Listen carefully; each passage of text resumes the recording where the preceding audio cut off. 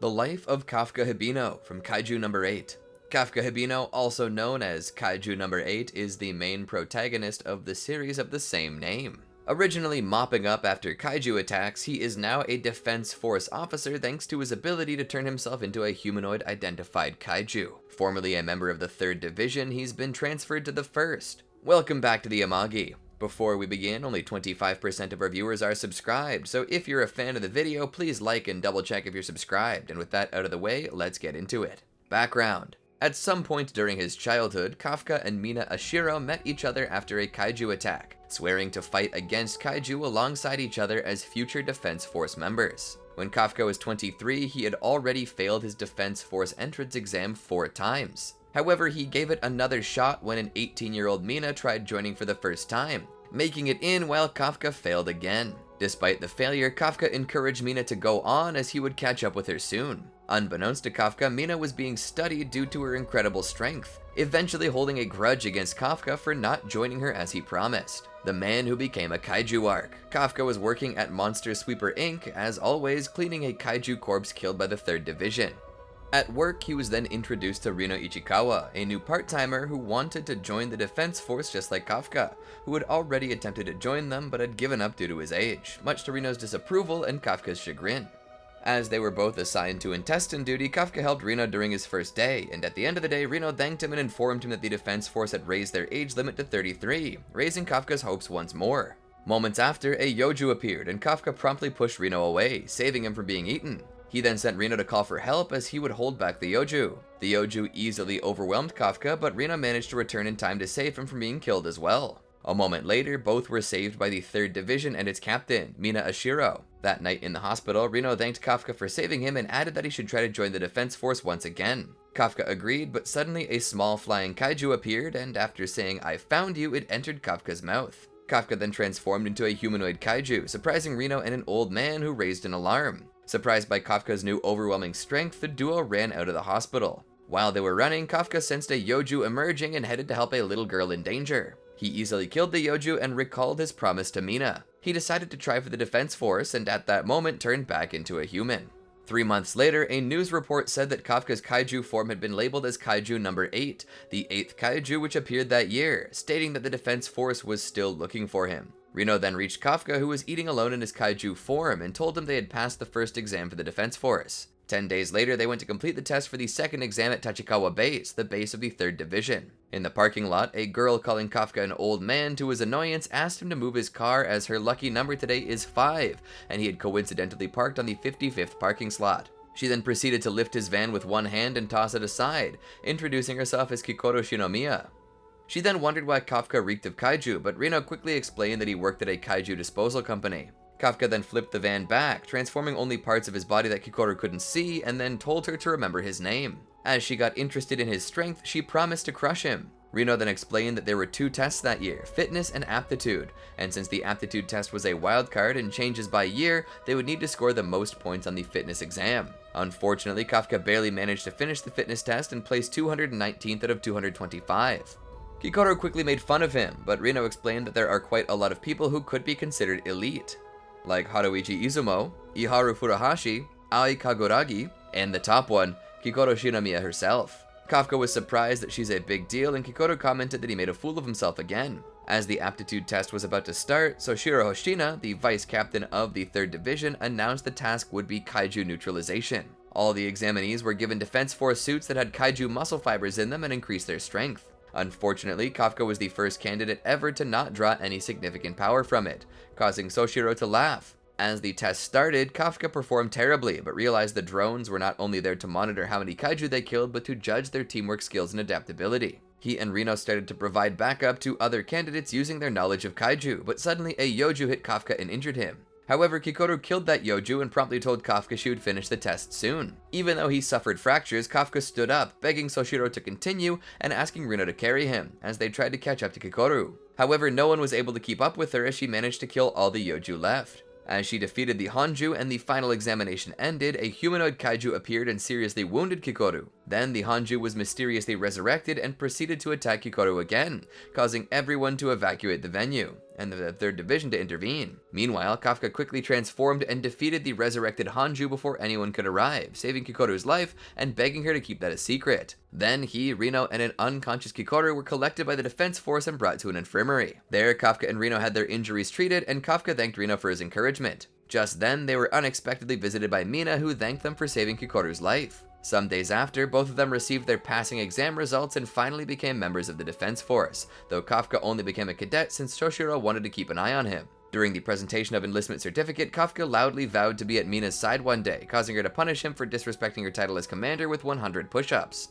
At some point, he and Rino met Kikoru to inform her about Kafka's conditions. Upon hearing that Kikoru promised to keep the secret, but also promised to be the one to kill Kafka should he ever pose a threat to humanity, she also gave them tips on the humanoid kaiju she faced in the exam venue. Sagamihara Neutralization Operation at Daybreak Arc. 2 months later, Kafka had his marksman training, being able to unleash a measly 1% of his armor's strength and promptly bragging about it with Kikoru. After training, he went to the hot tubs with the other boys and they talked about why they wanted to be force members, discovering that Mina's influence among them was greater than he thought. During the night, he decided to study instead of sleeping, but then Soshiro arrived to inform him that he overheard everything Kafka said, including his promise to Mina, and warned him not to be too friendly with anyone. Suddenly, an alarm went off alerting the officers of a kaiju outbreak, with Soshiro informing Kafka that this would be his first official mission. Assigned to Vice Captain Hoshina's platoon, Kafka tried to provide support but proved unable to keep up with the others, simply watching them from the sidelines. While his 1% released force initially slowed him down, he was still able to locate the core of the fungal-type Yoju and report it to Soshiro, thus earning him a lot of praise from the Vice Captain and the satisfaction of being useful to the defense force. As he was enjoying his moment, he witnessed Mina shooting at the enormous Hanju with a cannon multiple times.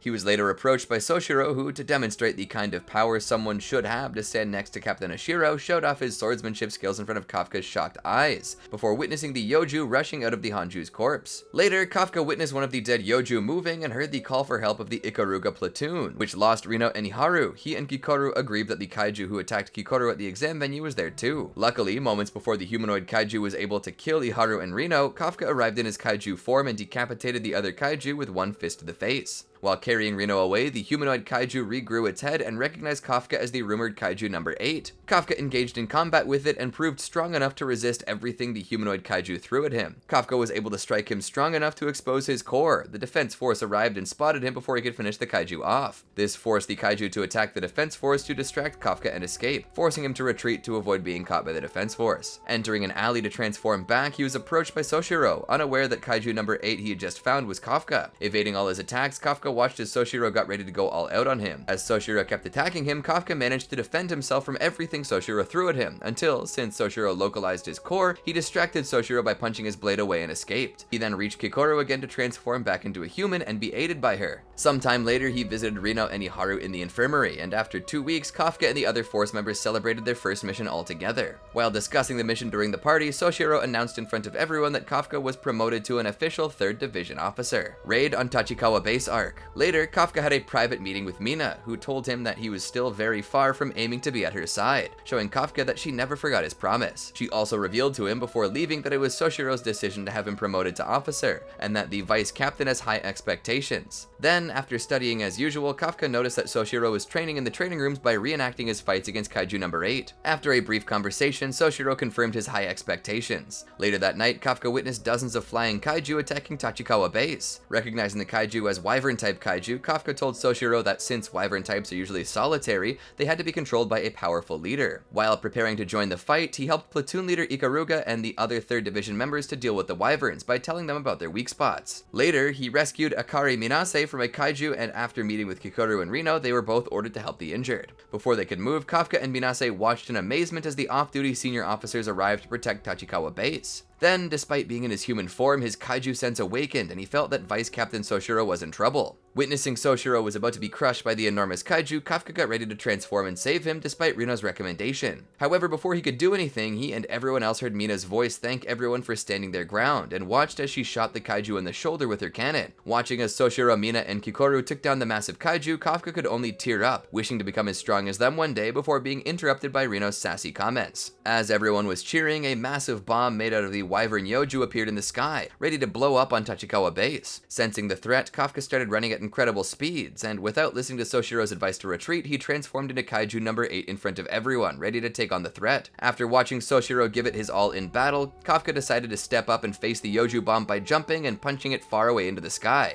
making it explode without any casualties. Exhausted and damaged from his actions, Kafka was saddened over damaging his own body and failing Rino and Kikoru. Seconds later, he was approached by the 3rd Division, with Mina herself taking him into custody. After being imprisoned for a whole day, Kafka was then escorted by Mina into a truck, who would then take him to the headquarters of the Defense Force. During the trip, Kafka was reassured that no one in the 3rd Division saw him as a kaiju, and when asking if he could still aim to stand at Mina's side, he burst into tears as Mina replied that she'd be waiting for him. Arriving at the Ariake Maritime Base, Kafka was imprisoned and waiting for judgment. Kaiju number 8 Captured Arc. Detained at the headquarters of the Defense Force, Kafka was later approached by the Director General himself, Isao Shinomiya, who had talked about Kafka with his daughter Kikoru a few minutes prior. As soon as he was released, Kafka tried to tell Shinomiya that he was a human, but the Director General quickly attacked him and violently collected a sample of blood, making it clear that he didn't consider Kafka a human but a kaiju. Then, while trying to find a way to prove to Isao he wasn't a kaiju, Kafka was attacked by him once again, now geared up to dispose of Kaiju number 8. During the fight, Kafka sensed Isao's presence as that of a Daikaiju, and before he could dodge, he had his legs severed before being viciously punched. As he fully transformed in his kaiju form, Kafka could only watch as his body started moving out of control, and he attacked the Director General. Inside of his own body, Kafka saw the very kaiju that transformed him into number 8 and told him to kill Isao. Then, out of control, Kaiju number 8 kept attacking with new moves and strategies, with Kafka not being able to hold his transformations for long. As number 8 took control of his body, Kafka tried to fight back to avoid killing Kikoru's father in front of her eyes. Then, when the kaiju inside of his body knocked him out, Kafka almost gave up until he remembered Mina's words,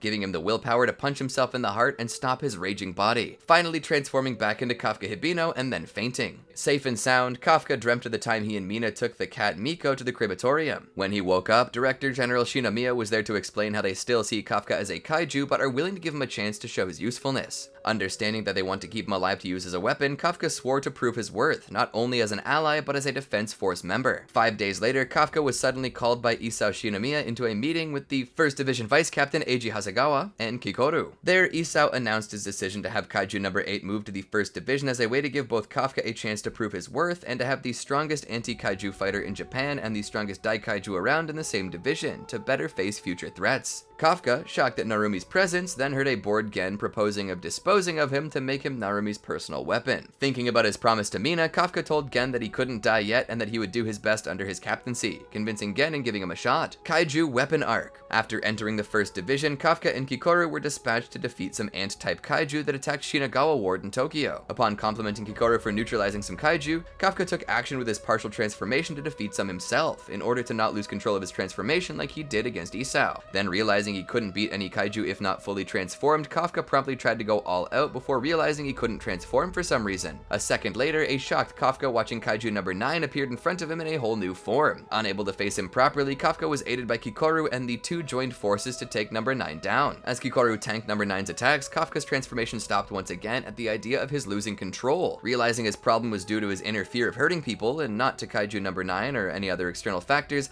Kafka found courage in Kikoru's words and transformed into Kaiju number 8 to finally face number 9, promptly pulverizing him, having found new control over his kaiju form. After the fight, Kafka and Gen Narumi found out number 9's true target was Isao Shinomiya and Kaiju number 2's power, with Kafka and Gen quickly rushing off to Isao's location. Upon arriving, they found Isao's injured body alone, only to discover that it was Kaiju number 9 who had assimilated Isao and taken his appearance. Kikoru then joined them, mad at the kaiju for killing her father, but Kafka protected her and fought number 9 with Gen. During the climax, number 9 attacked Kikoru and Kurusu at the same time, forcing Kafka and Gen to stop their onslaught to save the two and unwillingly allow number 9 to escape. Kafka took part in Isao's funeral at the Ariake Maritime Base, with the rest of the 1st Division. Overhearing Kikoru's conversation with Captain Narumi, Kafka felt guilty for not stopping number 9 in time, and swore to defeat him next time. Sometime later, scientists in the 1st Division discovered a part of Kafka's hand didn't revert back to human form, worrying them that if Kafka were to keep transforming, he would one day be unable to return to human. Being informed, Gen has a conversation about it with Kafka, with Gen telling him that he couldn't let Kafka keep fighting. However, sharing the pain that they felt upon witnessing Isao's death and number 9 9's ferocity, Gen asked Kafka to lend him his power for the sake of number 9's death, with Gen offering Kafka to kill Kafka himself in case he went wild again. Kafka accepted. The compatible user arc. During their morning training, Kafka and Kikoru found out from Vice Captain Hasegawa that Vice Captain Hoshina and the rest of the 3rd Division were coming to the Ariake Maritime Base for the anti-number 9 Eastern Divisional Conference, being instructed by Eiji about the rivalry between the 1st and 3rd Division.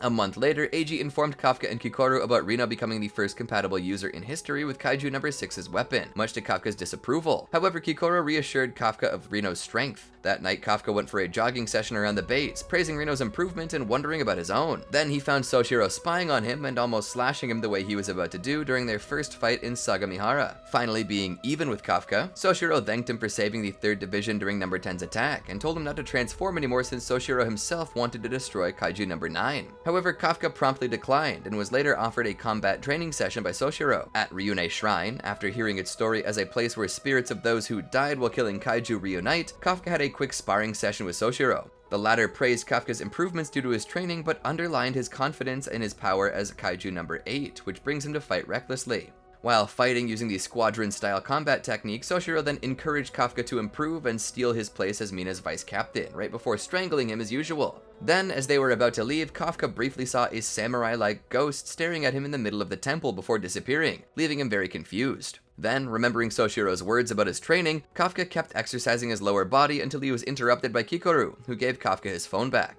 Upon receiving it, Kafka found he had many notifications unseen and started worrying about his 3rd Division comrades possibly lashing out at him for his kaiju nature. Then he received a call from Reno, which Kafka mistakenly refused, and another from Iharu, which he responded to much to Reno's annoyance. Then, after realizing how much his comrades valued his efforts and considered him an ally, Kafka opened his inbox messages and saw the many worried texts from his comrades, making him tear up. He then followed Kikoru to training. 3 months later, in which he kept training with Soshiro, Kafka briefly encountered Mina during his temporary stay at the Ariake Maritime Base. There, an embarrassed Kafka ate his dinner with his friend, and the two of them recalled the days when they were kids and used to play Defense Force soldiers. Then, Mina thanked Kafka for defending Tachikawa Base back then, and reassured him on their promise to kill every kaiju left together before leaving. Cataclysm's arc. 5 days prior to the attacks, Kikoru made Kafka promise that he would not save her in case she was in trouble, with her thanking him for doing it in the past, but declaring that she needed him to trust in her skills. During the number 9-induced cataclysms, Kafka took action with the 1st Division in Oizumi, doing rearguard duties. As 6 Daikaiju approached the coast,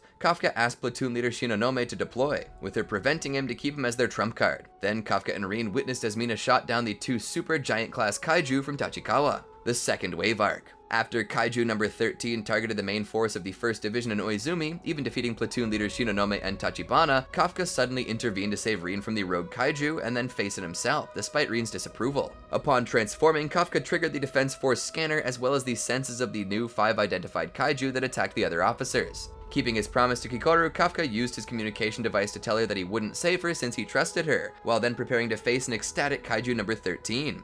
As the latter augmented his muscle size to punch him, Kafka easily blocked the blow and retaliated with a single punch, sending an injured No. 13 flying against a wall and killing it. The last wave arc.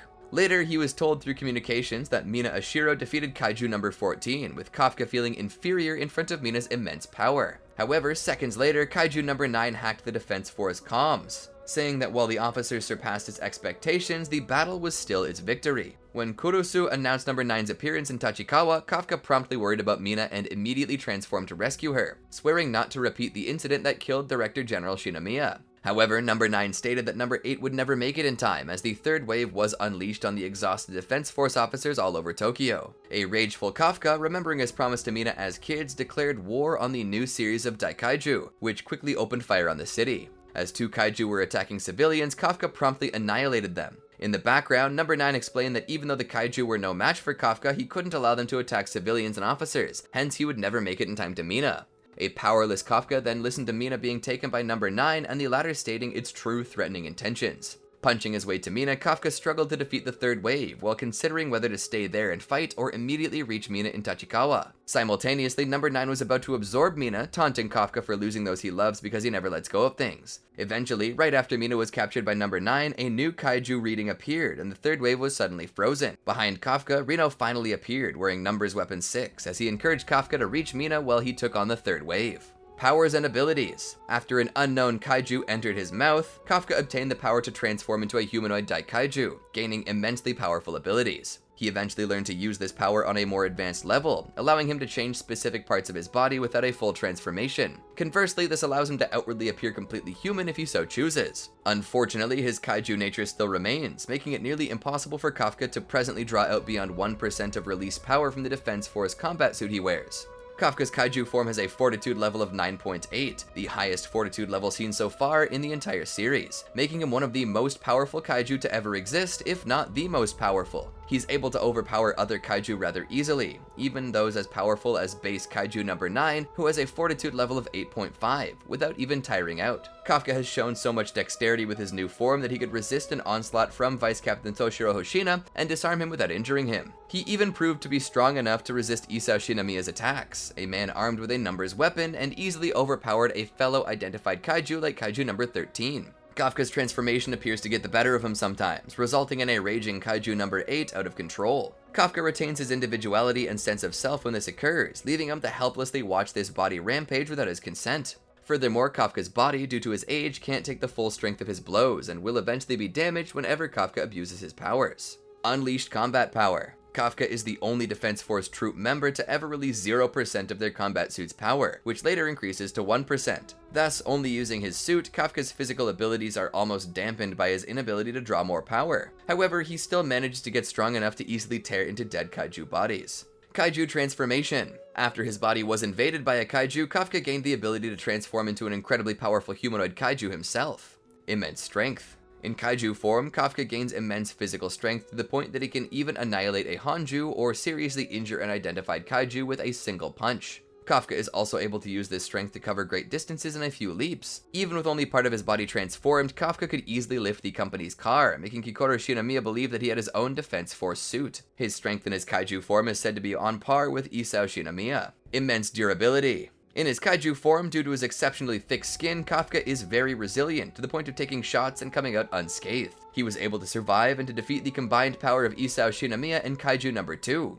His pain resistance is so strong, he barely felt any pain when Soshiro slashed him multiple times. Immense speed and reflexes. In his kaiju form, Kafka possesses immense speed and reflexes. He's able to evade Soshiro's extremely fast sword attacks with relative ease. Even when not fully transformed, Kafka has been shown to run at tremendous speeds, impressing even Soshiro himself. Energy emission. Kafka is able to power up his body with electrical-like energy that flows through his body and spine. Usually the energy is used to make some of his attacks more powerful. Energy beam. By concentrating the energy in his spine and opening his mouth, Kafka is able to release a powerful energy beam that can neutralize attacks from individuals as powerful as Kaiju No. 9. Energy boost. Working in tandem with his shape-shifting powers, his energy manipulation can take the form of energy flowing out of his body's pores like thrusters, enhancing the strength and speed of his attacks. Shape-shifting. Kafka can manipulate parts of his body, manifesting tentacles and even smaller heads and limbs on his body, and can turn his tongue into a long-range capturing weapon. He can also use this power in conjunction with his energy and super strength to shapeshift his elbows into thrusters for more powerful blows, or to morph his legs for better stability. Having more fine control over it, he's able to block weapons by changing any area of his body into a jaw and to grab hold onto bladed attacks.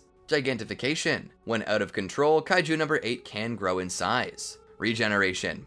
Kafka is able to regenerate from attacks and regrow back limbs, but doing so consumes his stamina. When going out of control, Kafka's body can instantly regrow from his core after detaching it from his body. Kaiju localization sense. Kafka is able to sense when a kaiju is going to appear next to him or already within the vicinity of his present whereabouts. He's also able to determine what type the kaiju is if he's not encountered it before. More powerful kaiju can trigger this ability even when Kafka is not transformed. Kaiju knowledge. Kafka's time as a member of the kaiju disposal team gives him immense knowledge on kaiju anatomy, using it to identify weaknesses and the type of kaiju he's facing. Even when working with his Defense Force suit, from which Kafka can draw only 1% of its power, he's able to easily pierce through a kaiju's corpse and dig into it to further study it and localize the core. Hand-to-hand combatant. Kafka is at least somewhat learned in unarmed combat, making use of this while as Kaiju No. 8, putting to use his immense strength, speed, and reflexes as a humanoid kaiju to overpower most opponents. However, despite being incapable of matching more skilled foes, such as Isao and Soshiro, without transforming, the former pointed out that he hasn't skipped out on training, impressing him. Fighting style. Despite having a fortitude level of 9.8 as a kaiju, he has the lowest recorded released force among the Defense Force as a human, making it close to impossible to fight like their normal members and wield weapons. However, to aid Kafka in the fight against No. 9 and to lessen his time spent as No. 8, Soshiro began instructing him in squadron-style combat technique. a barehanded fighting style perfected by Isao Shinomiya. There, Kafka learned its fundamentals, to channel the power generated from his lower body into his fists. However, when not transformed, his strength and skills don't match Soshiro, let alone Isao, both of whom have trained in or perfected it.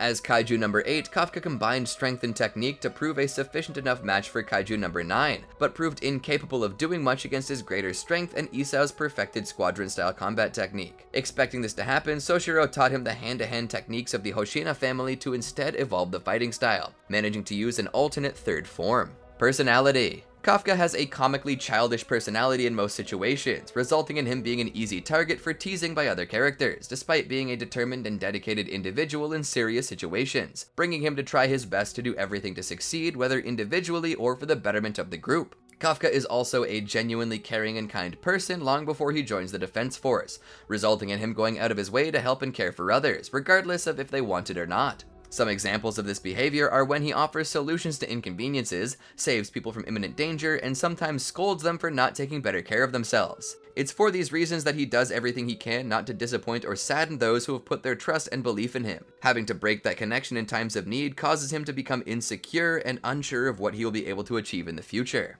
Thus, when Kafka experiences losing control of his transformed body, the horror of seeing himself become the thing he's hated since childhood concludes with him taking drastic action to end the situation. Later on, the fear of losing himself and hurting those he cares about prevents him from being able to use his kaiju form, up until his friend Kikoru Shinomiya encourages him to trust and have faith in his comrades and the defense force. Kafka seems to get annoyed when he's labeled as an old man and always reminds younger people of his condition of seniority when called names. Did you enjoy our video? Be sure to check out these other great videos from the Amagi, and make sure to subscribe and ring the bell to be notified about our latest videos.